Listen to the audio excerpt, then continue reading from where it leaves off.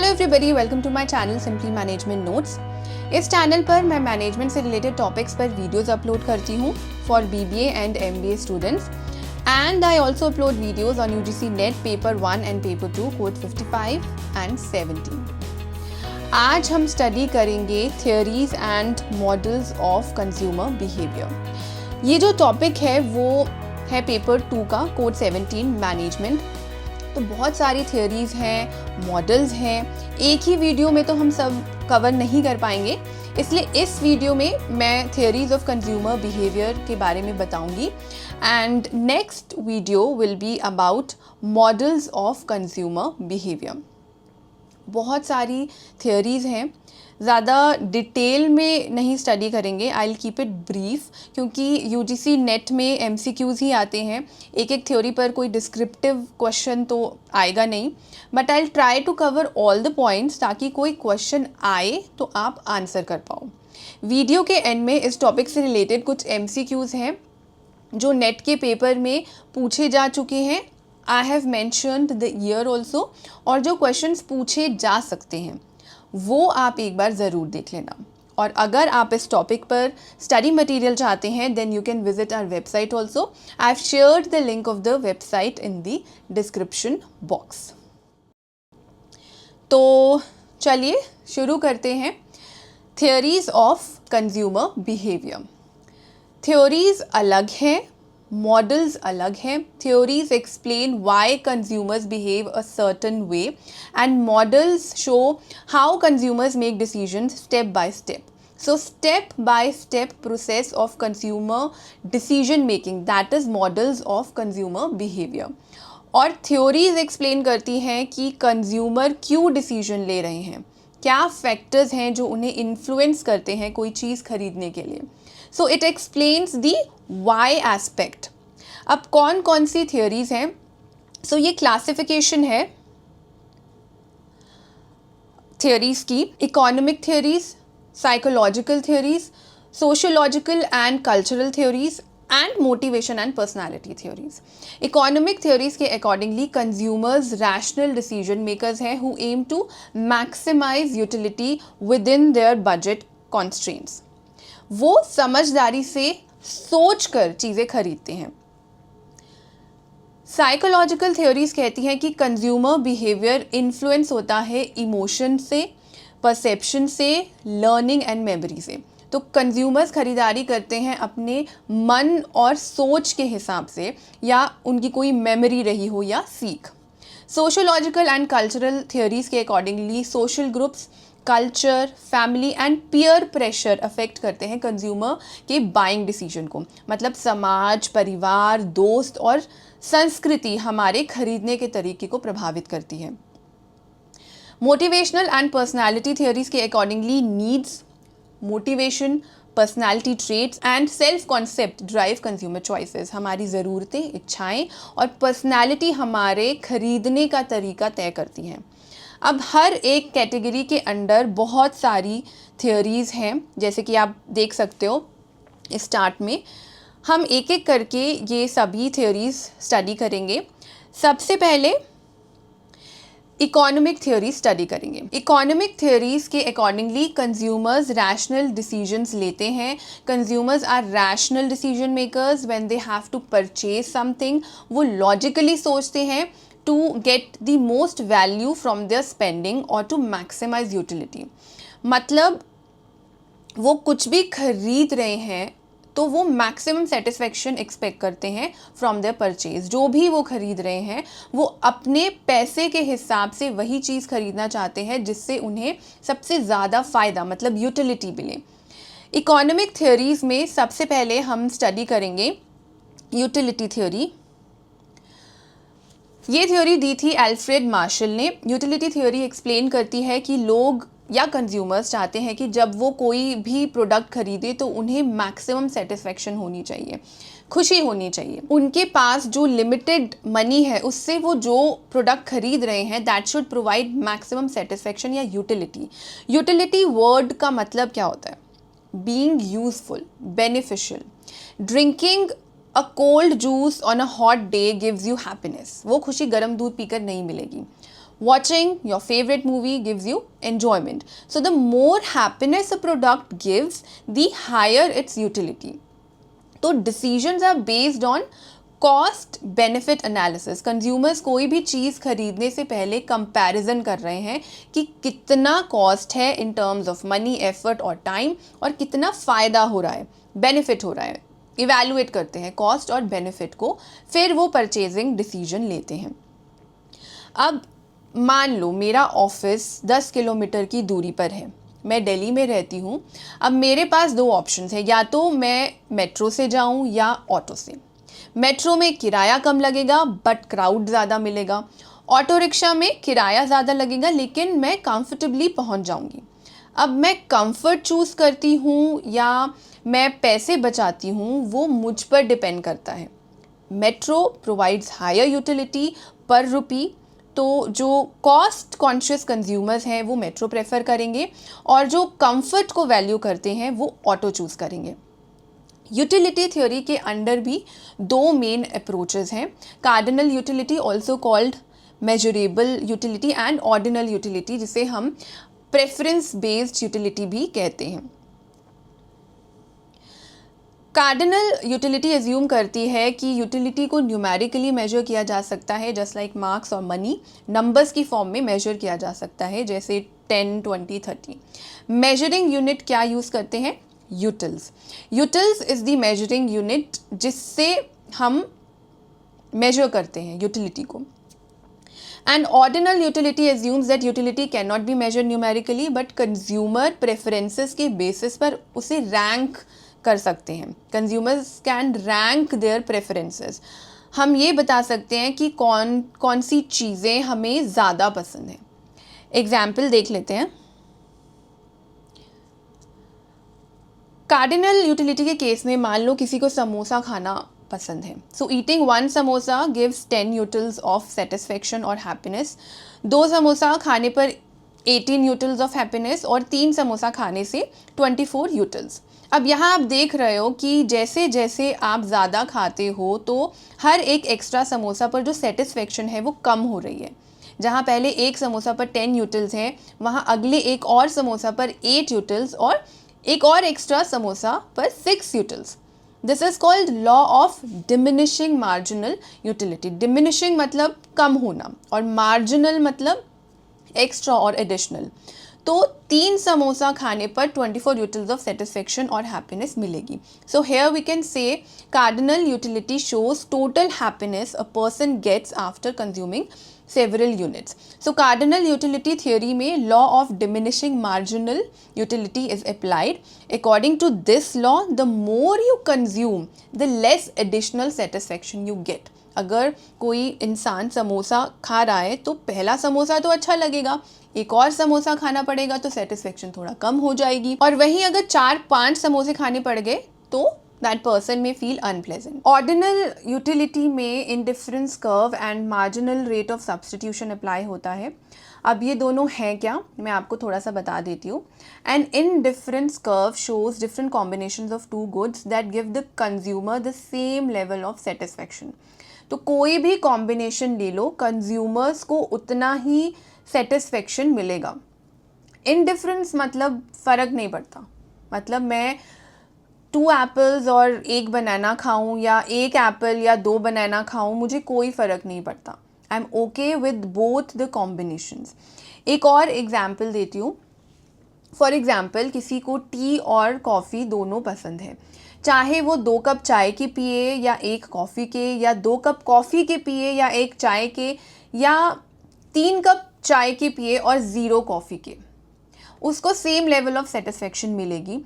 So any point on an indifference curve gives the same satisfaction. So the consumer does not prefer one over another. This is indifference curve.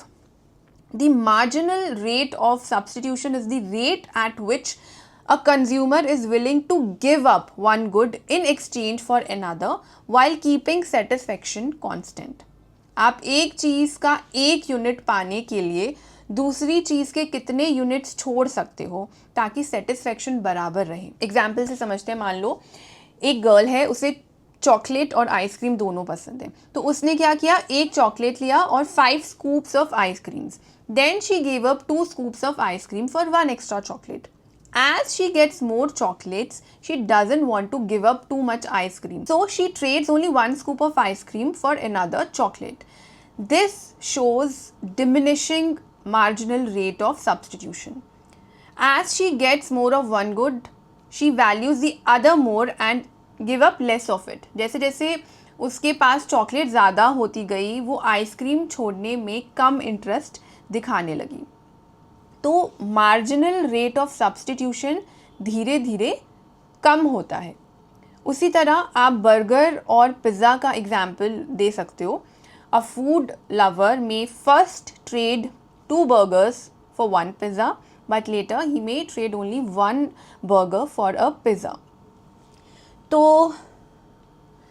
ये थी ordinal utility. Cardinal और ordinal utility theory में difference क्या है?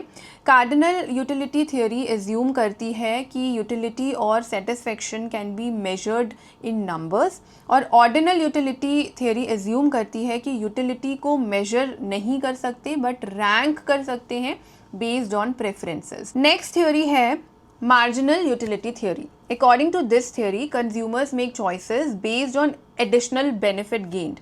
It is based on law of diminishing marginal utility.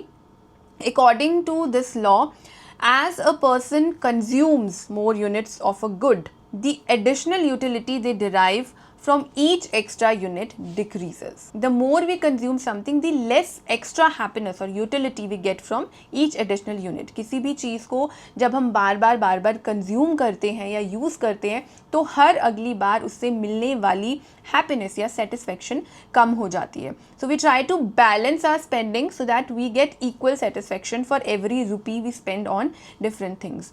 तो हम अपने पैसे को इस तरह से खर्च करते हैं कि हर एक रुपये से हमें सेम सेटिस्फेक्शन मिले. Let me explain it with the help of an example. Chocolate का एग्जाम्पल देती हूँ. अगर आप एक चॉकलेट खाओगे तो आपको अच्छा लगेगा, सेटिस्फेक्शन विल बी हाई. अब एक पूरी चॉकलेट बार इनफ होती है. एक और चॉकलेट खाओगे तो आपको लगेगा कि कुछ ज़्यादा मीठा हो गया, तो satisfaction level for the chocolate is going to be slightly less. Third chocolate खानी पड़ जाएगी तो satisfaction level will be even lower, और एक और खानी पड़ जाएगी तो there will be no satisfaction. It will make you feel sick. This explains why consumers stop consuming a product. This is because at a certain point they do not get enough additional utility to justify further consumption. This shows the law of diminishing marginal utility. The extra satisfaction decreases as you consume more chocolates. अब अगर कुछ लोग confuse हो रहे हैं कि cardinal utility में भी सेम लॉ अप्लाई होता है और मार्जिनल यूटिलिटी में भी, उसमें भी हमने पढ़ा था the more you consume the less additional satisfaction you get. तो दोनों में डिफरेंस क्या है? देखो, marginal utility theory is actually part of cardinal utility theory. Marginal utility is a concept within cardinal utility that helps explain consumer choices in more detail.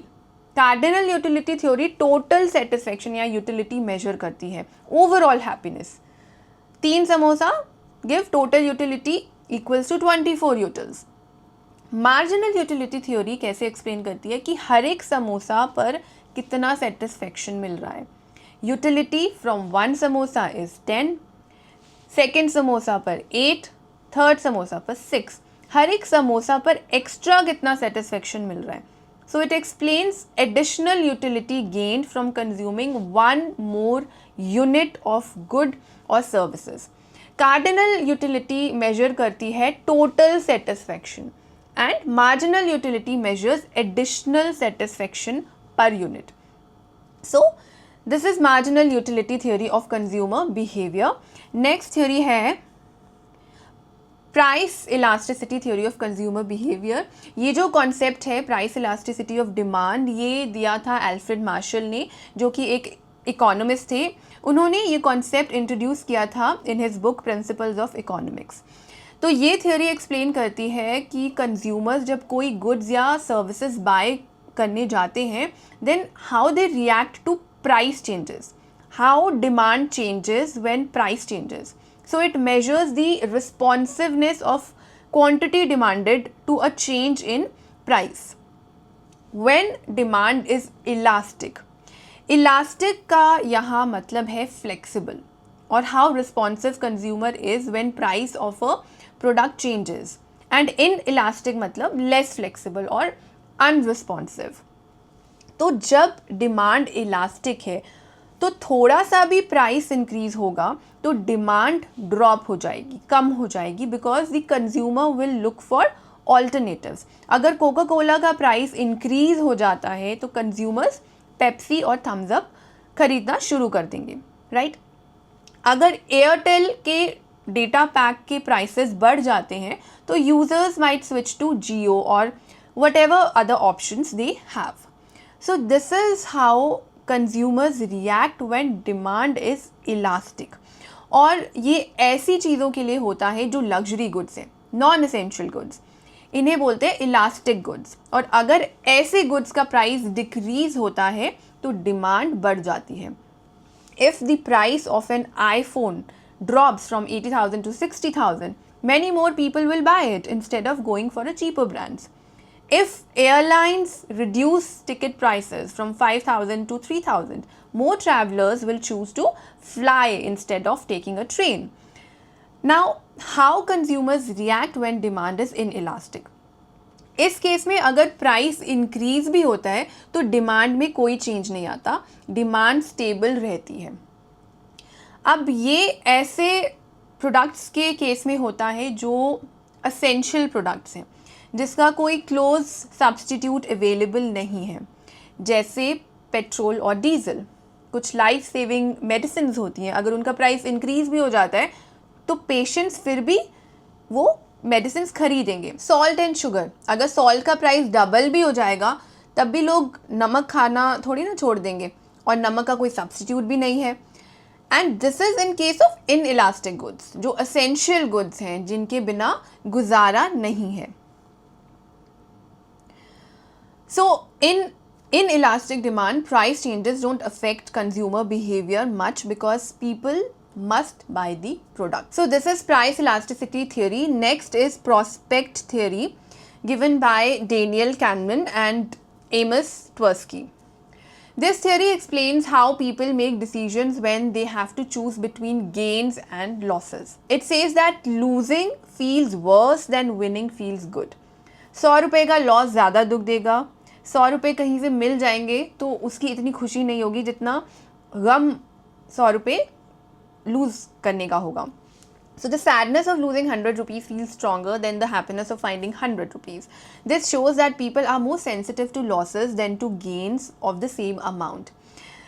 Next point, people compare things to a starting point or reference point. For example, if a mobile phone's price drops from 20,000 to 18,000, it feels like a very good deal. 2,000 कम हो गए, और क्या चाहिए. But if the original price was 15,000, then 18,000 feels expensive. ये तो 15,000 पर भी मिल रहा था एक टाइम पर, तो 18,000 महंगा लगेगा. So the perception of a good deal depends on the original price. अगला पॉइंट है, people take risks to avoid losses but play it safe with gains. Example से समझते हैं. अगर बोला जाए कि 500 गारंटीड कैशबैक और 50% चांस टू विन 1,000 रुपीज़, तो ज़्यादातर लोग फर्स्ट ऑप्शन चूज़ करेंगे. So people play safe when it comes to gains. But अगर बोला जाए कि आपके 500 रुपये कटेंगे ही कटेंगे फॉर श्योर, या दूसरी ऑप्शन है आप चूज़ कर सकते हो 50% चांस टू लूज 1,000, तो most of the people will take the risk. They will choose second option, hoping they won't lose at all. So here they will take the risk to avoid losses. So people avoid risk when gaining but take risks to avoid losses. तो ये थी economic theories of consumer behavior. Next हम study करेंगे psychological theories of consumer behavior. ये theories explain करती हैं कि कैसे इंसान के thoughts, emotions and perceptions influence करते हैं उसके बिहेवियर को, और वो कैसे परचेजिंग डिसीजन लेता है बेस्ड ऑन दीज फैक्टर्स। जैसे अगर किसी चॉकलेट का ऐड देखकर किसी का मन कर जाता है चॉकलेट खरीदने का, भले ही उसको ज़रूरत नहीं है, तो मतलब उस ऐड का साइकोलॉजिकल इफ़ेक्ट हुआ है कंज्यूमर पर, वो लॉजिक नहीं लगा रहा, मन किया, ले लिया। अब इसके अंडर 4 थ्योरीज स्टडी करेंगे हम। Maslow need hierarchy theory, Pavlovian learning theory, Freudian psychoanalytical theory and Vroom's expectancy theory. ये हम मोटिवेशन और लर्निंग थ्योरीज में भी स्टडी करते हैं, बट कंज्यूमर बिहेवियर में ये कैसे अप्लाई होती है वो देखना है। ओके, सबसे पहले हम स्टडी करेंगे मैस्लोस नीड हायरार्की थ्योरी। ये थ्योरी दी थी अब्राहम मैस्लो ने, जो कि एक अमेरिकन साइकोलॉजिस्ट थे। इस थ्योरी के accordingly consumers buy products based on their level of need. अपनी ज़रूरत के हिसाब से वो प्रोडक्ट बाय करते हैं, उन्हें कब किस चीज़ की ज़रूरत है। और ये नीड्स हायरार्की की फॉर्म में होती है, लेवल्स हैं, और कैसे कंपनीज या ब्रांड्स टारगेट करते हैं हर एक लेवल को। तो सबसे पहले आती है basic human needs. So at the bottom is physiological needs, जैसे कि food, water, clothing and shelter. A person buying groceries is fulfilling a physiological need. ठंड आ रही है, कोट लेना है ठंड से बचने के लिए, तो फिजियोलॉजिकल नीड पूरी करनी है। अमूल अपने डेयरी प्रोडक्ट्स को प्रमोट करता है ये दिखाकर कि वो प्योर है और अफोर्डेबल है, तो डेयरी प्रोडक्ट्स बेसिक नीड्स में आते हैं। दूध, दही, मक्खन, ये सब बेसिक ज़रूरत है। Patanjali offers basic groceries and food items at low prices, focusing on स्वदेशी है, हेल्दी है। फिर आती हैं safety needs, need for safety and protection. People seek financial stability, health and protection from harm. So a consumer purchasing health insurance, a home security system or a safe car with airbags is fulfilling safety needs. LIC की add आपने देखी होगी, ज़िंदगी के साथ भी, ज़िंदगी के बाद भी। अपनी एड के थ्रू वो सेफ्टी नीड्स को टारगेट कर रहा है कि हम आपकी केयर करेंगे, आपकी फैमिली को प्रोटेक्ट करेंगे even after you are gone. This gives people a strong sense of security, not just for themselves but also for their loved ones. फिर और ऊपर जाओगे हायरार्की में तो आती है social needs, need for love and belonging. People seek friendships, सबको friends की ज़रूरत होती है जिससे वो बात कर सके, अपना सुख दुख बांट सके। प्यार की ज़रूरत होती है, लोगों से कनेक्ट करने की ज़रूरत होती है। फैमिली में आपस में बॉन्डिंग की ज़रूरत होती है, एक दूसरे को सपोर्ट करना ज़रूरी है। अब तो सोशल मीडिया है, connecting with others online to maintain relations, वो भी इम्पॉर्टेंट है। Work place connections are also important. जहाँ हम काम करते हैं वहाँ हम एक्सपेक्ट करते हैं कि हमारी वैल्यू हो। कैडबरी डेयरी मिल्क इस नीड को टारगेट करता है, फोकस होता है शेयरिंग पर, एक्सप्रेसिंग लव और जॉय और फैमिली सेलिब्रेशंस। फिर आती हैं esteem needs, need for status and recognition from others. जब किसी की प्रोफेशनल ग्रोथ होती है, किसी को बिजनेस में सक्सेस मिलती है, तो वो छोटी गाड़ी से बड़ी गाड़ी पर आ जाता है, लग्जरी कार खरीदेंगे to showcase success and gain social status. Designer clothes पहनेंगे to feel confident and be admired by others. People post their achievements on social media seeking validation and appreciation. महंगे गैजेट्स खरीदेंगे, iPhone और smart watch. उसके बाद top पर आती है self actualisation. These needs are related to personal growth and fulfilment. Here, person maximizes its potential. His focus is on self-improvement and personal growth. Creativity and charity, अपना passion follow करते हैं और they pursue their talent. कोई writer बनना चाहता है तो कोई artist, कोई traveling करना चाहता है and wants to explore different cultures. कोई new skill सीखना चाहता है. Some people practice mindfulness and focus on spiritual growth. कुछ charity करते हैं. टाटा टी की जागो रे ऐड आती थी, अगर आप सबको याद है तो उसमें जागने का मतलब सिर्फ सुबह उठना नहीं था, बट उसका मतलब था जागो और अपनी सोशल रिस्पॉन्सिबिलिटीज़ निभाओ, become aware and informed citizens, take a stand against corruption, promote equality, women's rights, etc. Tata Tea's Jagore campaign targets self-actualization needs. कैसे? By encouraging people to rise beyond daily routines, inspire them to make a positive impact in society. तो ये सब self-actualization के example हैं. So people make purchasing decision based on their current level of needs, moving from basic survival needs to self-fulfillment. By understanding Maslow's hierarchy of needs, companies can align their products with consumer motivations and influence their purchasing decisions. Next theory है Pavlovian learning theory, जिसे classical conditioning भी कहते हैं. ये theory दी थी Ivan Pavlov ने, जो कि एक रशियन साइकोलॉजिस्ट थे. According to this theory, consumers associate brands with emotions through repeated exposure. तो ब्रांड्स क्या करते हैं, वो अपने प्रोडक्ट्स को एसोसिएट करते हैं, लिंक करते हैं किसी इमोशन के साथ या एक्सपीरियंस के साथ या सिंबल के साथ या म्यूज़िक के साथ, और उस चीज़ को रिपीटेडली दिखाते हैं. The consumers are expose to it repeatedly. Coca Cola अपनी एड्स में ज़्यादातर फैमिलीज, फेस्टिव सेलिब्रेशंस और जॉयफुल मोमेंट्स दिखाता है. तो over time consumer associate Coca Cola with happiness and togetherness. कोई फैमिली गैदरिंग है, चलो कोका कोला पिलाओ. रक्षाबंधन या दिवाली के आसपास कैडबरी की एड्स बहुत आती हैं. बहन अपने भाई को राखी बांध रही है और भाई कैडबरी का बॉक्स दे रहा है to express love.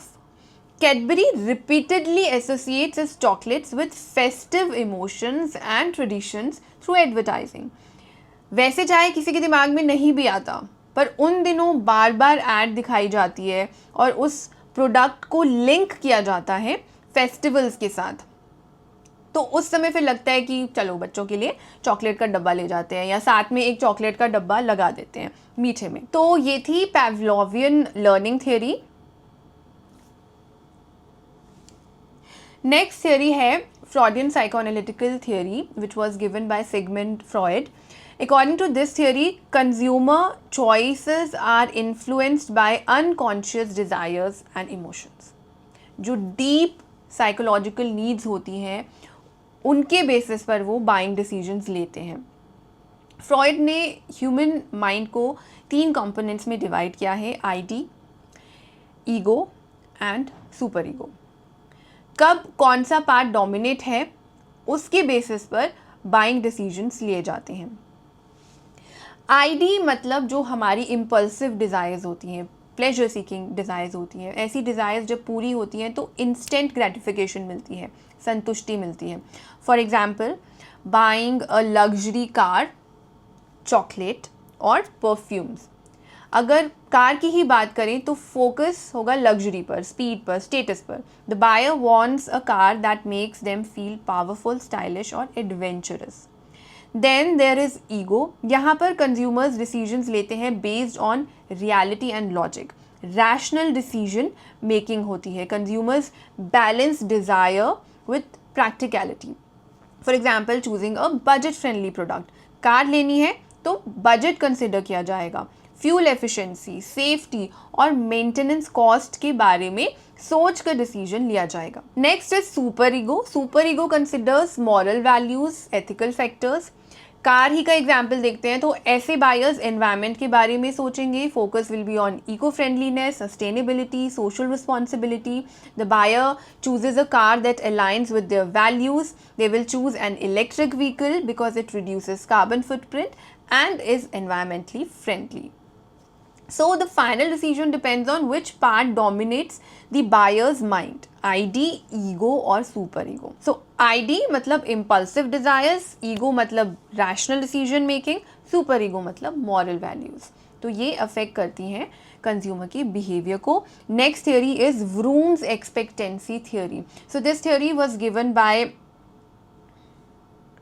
Victor H. Vroom. इस थ्योरी के accordingly consumer make choices based on expected rewards. Consumers buying decisions लेते हैं बेस्ड ऑन कि उन्हें उस पर क्या रिवॉर्ड मिलेगा, क्या बेनिफिट मिलेगा.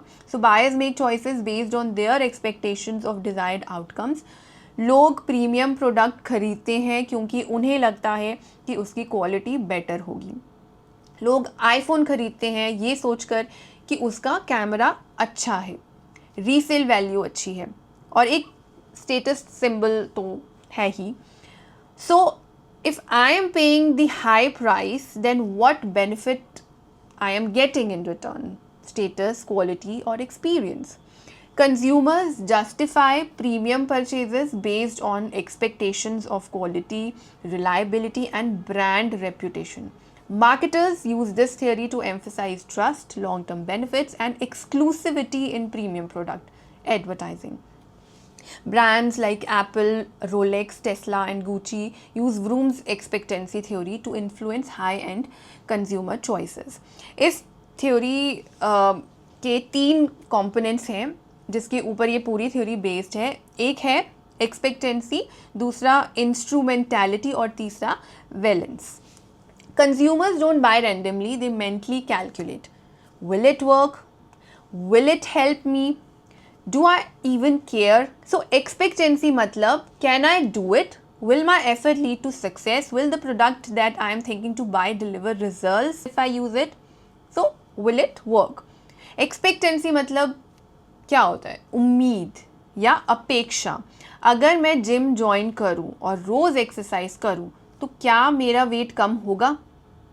अगर मुझे लगता है हाँ तो एक्सपेक्टेंसी हाई है और अगर मुझे शक है तो एक्सपेक्टेंसी लो है.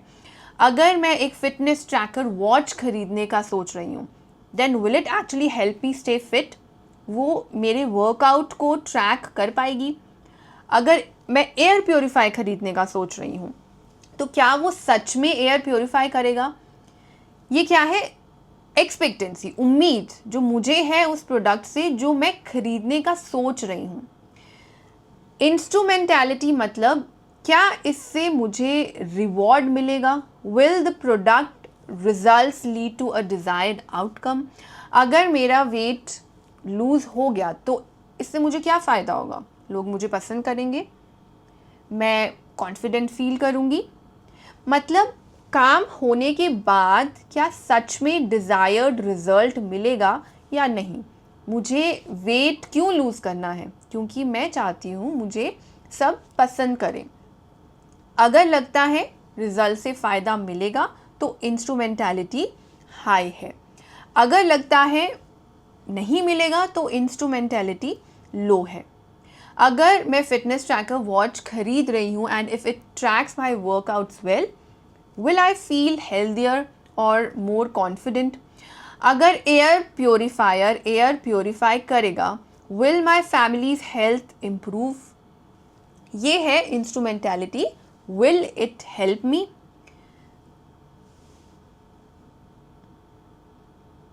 वैलेंस मतलब क्या ये मेरे लिए इम्पॉर्टेंट है? क्या मैं इस रिवॉर्ड को सच में चाहती हूँ? Do I even care? क्या पतला दिखना मेरे लिए इतना ज़रूरी है? अगर हाँ तो वैलेंस हाई, अगर नहीं तो वैलेंस लो है. अगर एयर प्योरीफाई से मेरी फैमिली की हेल्थ इम्प्रूव होगी तो क्या ये मेरे लिए मैटर करता है? Do I really care deeply about my family's health? Is it very important to me? So this theory deals with internal thought processes like beliefs, desires and expectations, and it is based on how people think and feel when they have to make purchase decisions. तो ये है psychological theories. Okay, next हम study करेंगे sociological theories of consumer behaviour. Sociological theories explain करती हैं कि कैसे social factors like societal norms, culture influence करते हैं कंज्यूमर के बिहेवियर को। जैसे अगर आपकी फैमिली में सभी लोग एक ही ब्रांड का तेल इस्तेमाल करते हैं तो आप भी वही खरीदना चाहोगे, या फिर अगर दोस्तों ने नया मोबाइल लिया है तो आप भी वही लेने का सोच सकते हो। तो इसके अंडर कौन कौन सी थियोरीज हैं?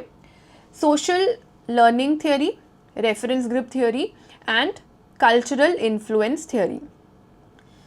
Social reference theory was given by Albert बेंड्यूरा।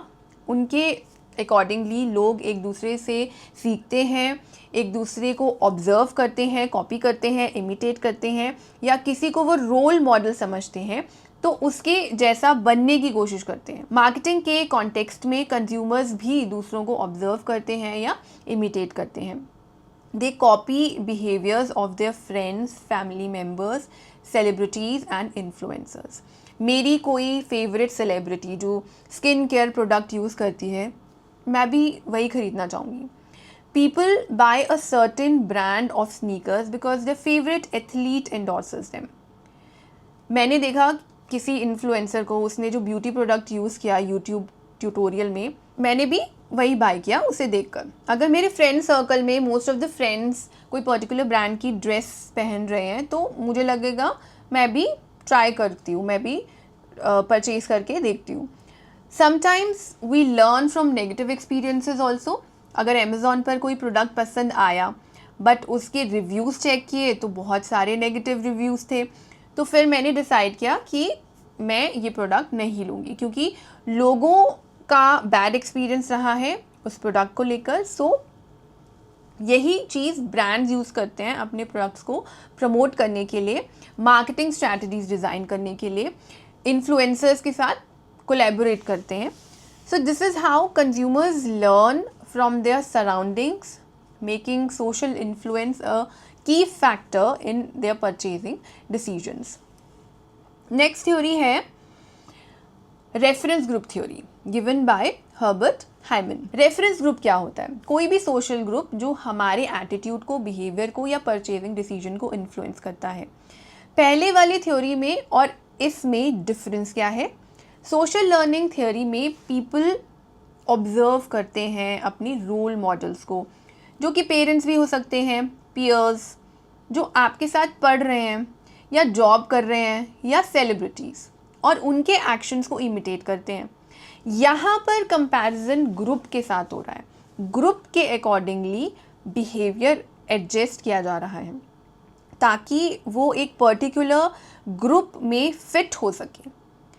तो या तो वो उस ग्रुप का पार्ट बनना चाहते हैं या उस ग्रुप से अलग दिखना चाहते हैं कि हम इस ग्रुप का पार्ट नहीं है, इसलिए हम वो नहीं करते जो ये ग्रुप करता है।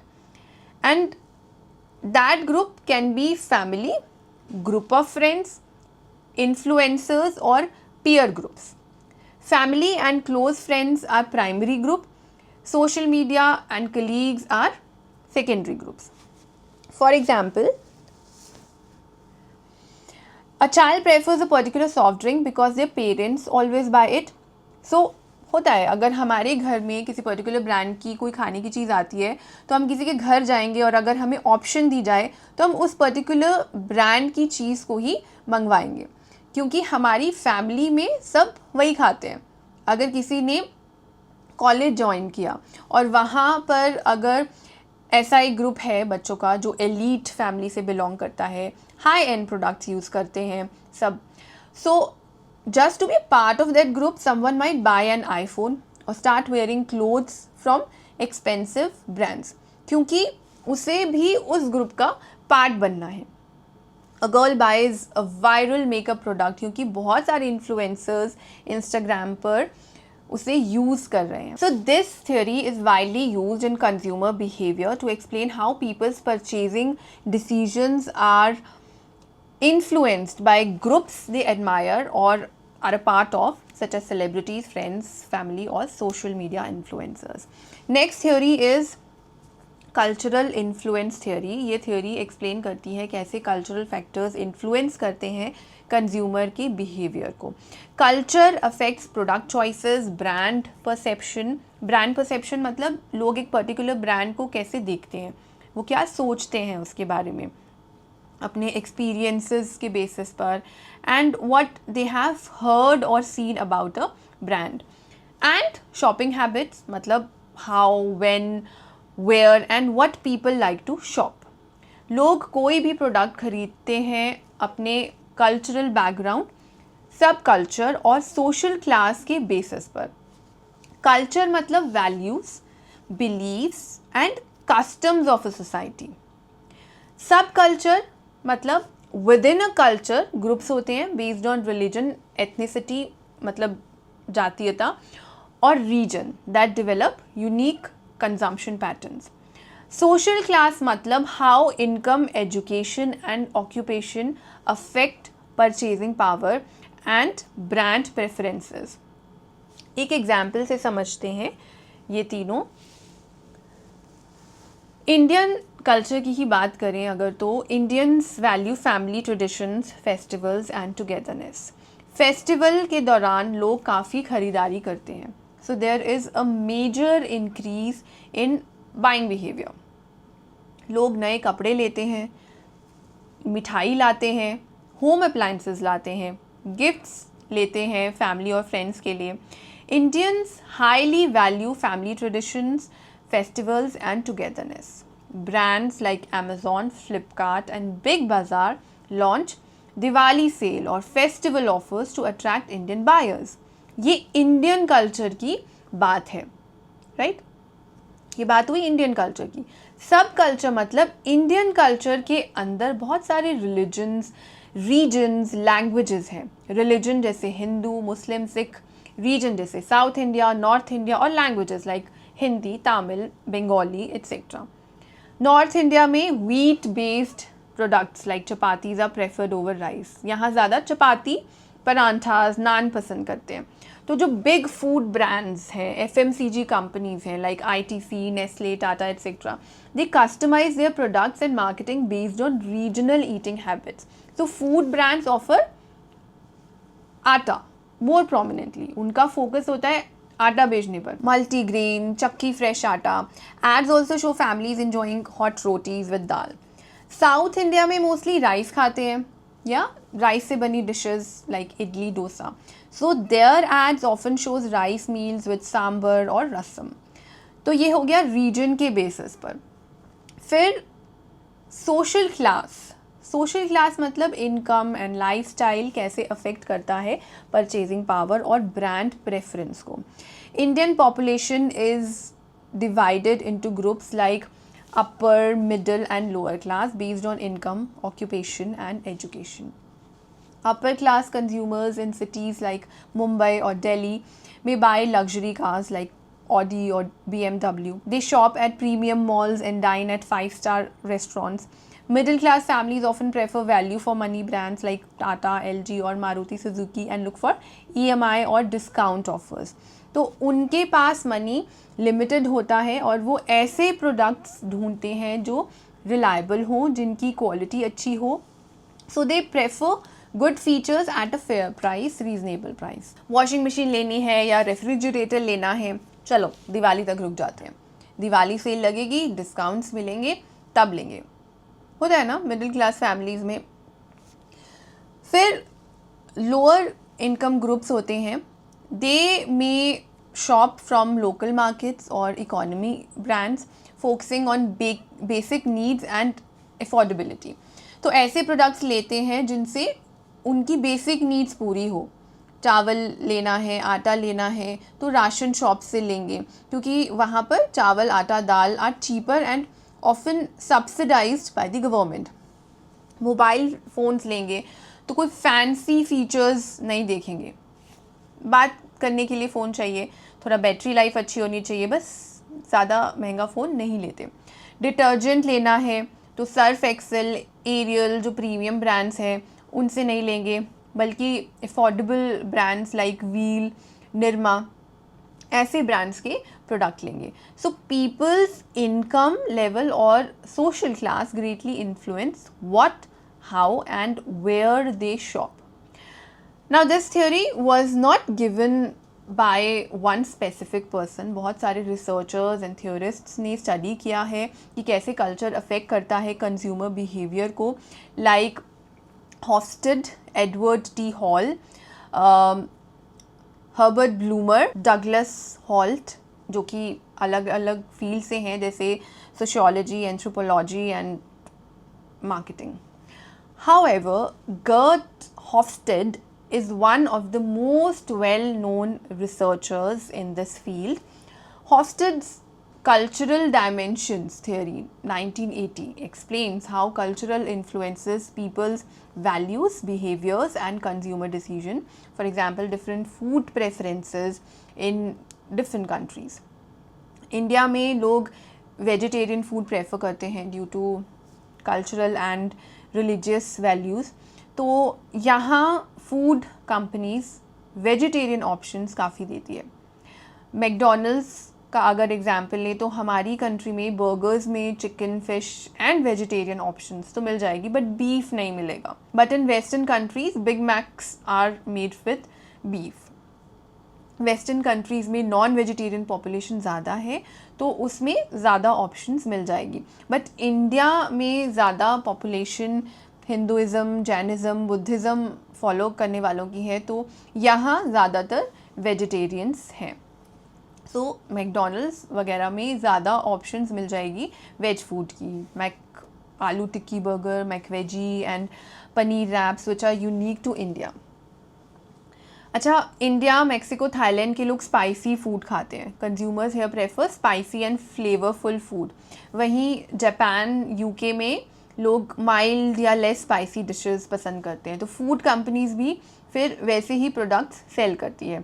So culture influences what people buy, how they buy and why they buy, and company study these cultural influences to design products and marketing strategies that fit different cultural values. Understanding cultural preferences helps companies succeed in international markets.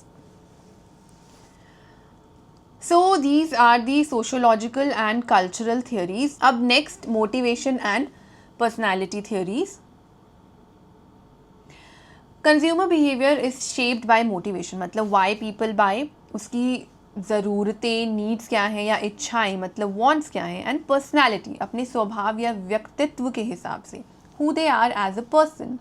इसके अंदर हम दो theories पढ़ेंगे, Herzberg's two factor theory and self concept theory. Two factor theory was given by Frederick Herzberg. Herzberg theory explains what drives individual to take actions by dividing these factors into two categories, hygiene factors and motivators. तो ये theory help करती है ये समझने में कि consumers को क्या चीज़ dissatisfy कर रही है, क्या मोटिवेट करता है उन्हें कोई प्रोडक्ट खरीदने में या कोई प्रोडक्ट रिकमेंड करने में, और to stay loyal to a product. सबसे पहले हम हाइजीन फैक्टर्स देखते हैं. हाइजीन फैक्टर्स होते हैं बेसिक स्टैंडर्ड्स जो कंज्यूमर्स एक्सपेक्ट करते हैं किसी भी प्रोडक्ट में. तो ये फैक्टर्स डायरेक्टली तो मोटिवेट नहीं करते हैं कंज्यूमर्स को कोई भी प्रोडक्ट खरीदने के लिए, लेकिन अगर ये फैक्टर्स मिसिंग है तो उससे डिससेटिस्फेक्शन ज़रूर होती है and they may choose not to buy it. For example, अगर किसी प्रोडक्ट की पैकेजिंग बहुत अच्छी है तो ज़रूरी नहीं है कि कस्टमर प्रोडक्ट बाय करेंगे. पैकेजिंग बहुत अच्छी है तो ख़रीद लो, ऐसा तो नहीं होता. लेकिन अगर किसी प्रोडक्ट की पैकेजिंग ख़राब है तो कंज्यूमर्स डेफिनेटली वो प्रोडक्ट नहीं लेंगे. Similarly, price also does not directly motivate customers to buy a product. अगर प्राइस रीज़नेबल नहीं है, इफ़ इट इज़ अनफेयर और too high, it can cause dissatisfaction. Customer वो प्रोडक्ट डेफिनेटली नहीं खरीदेंगे. लेकिन अगर रीज़नेबल प्राइस है then it does not necessarily excite और strongly attract customers. It just prevents dissatisfaction. और एग्जाम्पल्स है जैसे क्लीनलीनेस। अगर हम किसी रेस्टोरेंट में जाते हैं तो हम एक्सपेक्ट करते हैं कि वहाँ क्लीन टेबल्स हो, यूटेंसिल्स क्लीन हो, and basic courtesy from staff. That's what we expect. If these things are missing, we complain or never return to that restaurant. But if present, they're simply satisfied at minimum level. Then product reliability, delivery time in e-commerce, adequate parking at shopping mall, ये सभी hygiene factors है. These are basic expectations a consumer has. If not met, it leads to dissatisfaction, but if present, does not guarantee satisfaction. इसलिए hygiene factors को dissatisfiers भी बोलते हैं. Another factor is motivation factor. Unlike hygiene factors which only prevent dissatisfaction, motivation factors make consumers excited to buy a product or keep them engaged and loyal to a brand. ये factors customers को happy feel करवाते हैं and they make them feel connected to a brand, encouraging them to buy more. ये factors satisfaction बढ़ाते हैं, जैसे कि product uniqueness और एक्सक्लूसिविटी. ये फीचर इसी प्रोडक्ट में मिलेगा. सैमसंग ने जब अपना फोल्डेबल फ़ोन लॉन्च किया था तो वो एक इनोवेटिव फीचर था जो बाकी फ़ोन में उस समय नहीं मिल रहा था, and it excited and attracted a lot of customers to buy it. तो ये है motivation factors, extra features या value added features जो customers में satisfaction और loyalty लाते हैं. They encourage repeat purchases and positive word of mouth. और अगर ये features नहीं होंगे तो कोई major dissatisfaction नहीं होगी. तो ये है Herzberg's two factors theory. Next theory है सेल्फ कॉन्सेप्ट थ्योरी, जो कि एक पर्सनालिटी थ्योरी है developed by Carl Rogers. He was an American psychologist and one of the founders of humanistic psychology. इस थ्योरी के accordingly consumers buy products that align with their self image. Self image मतलब how a person sees themselves. हमारी खुद के सामने कैसी image है, हम अपने बारे में क्या सोचते हैं. So people buy products that align with their self image and ideal self. किसी को लगता है कि वो बहुत फैशनेबल है तो वो अपने लिए trendy and stylish clothes buy करता है. किसी को लगता है कि वो बहुत सिंपल है तो वो सिंपल क्लोथ्स बाय करेगा. So people buy products that match how they see themselves, that is self image, और how they want to be seen, that is ideal self. Self concept में 3 सेल्फ हैं. Actual self, actually आप कैसे हो. Then ideal self मतलब आपका dream version, आप कैसा दिखना चाहते हो. एंड सेल्फ इमेज, आप खुद को कैसे देखते हो. यहाँ पर एग्जाम्पल दिया है, someone who sees themselves as eco conscious buy sustainable products, जो खुद को एनवायरमेंटली रिस्पॉन्सिबल समझते हैं या बनना चाहते हैं या दूसरों को दिखाना चाहते हैं कि वो हैं, वो ऐसे ब्रांड्स चूज़ करेंगे जो सस्टेनेबिलिटी प्रमोट करते हैं. वो ऑर्गेनिक और बायोडिग्रेडेबल प्रोडक्ट्स बाय करेंगे, like bamboo toothbrush, reusable bags, plant based detergents. They will prefer electric cars over fuel based cars. जो प्रोडक्ट्स इन्वायरमेंट को हार्म करते हैं वो नहीं खरीदेंगे. तो self theory shows that consumption is not just about functionality, it's also about identity, how we see ourselves or want to be seen, and this helps marketers design their products and messages. So this is all about theories of consumer behavior. We have covered most of the theories in this video. Next video will be on models of consumer behavior. Video के and में इस topic से related कुछ MCQs हैं, वो आप एक बार ज़रूर देख लेना. आई होप आपको ये वीडियो अच्छी लगी हो, यूजफुल लगी हो. If yes, then please like, share and subscribe. Thank you for watching.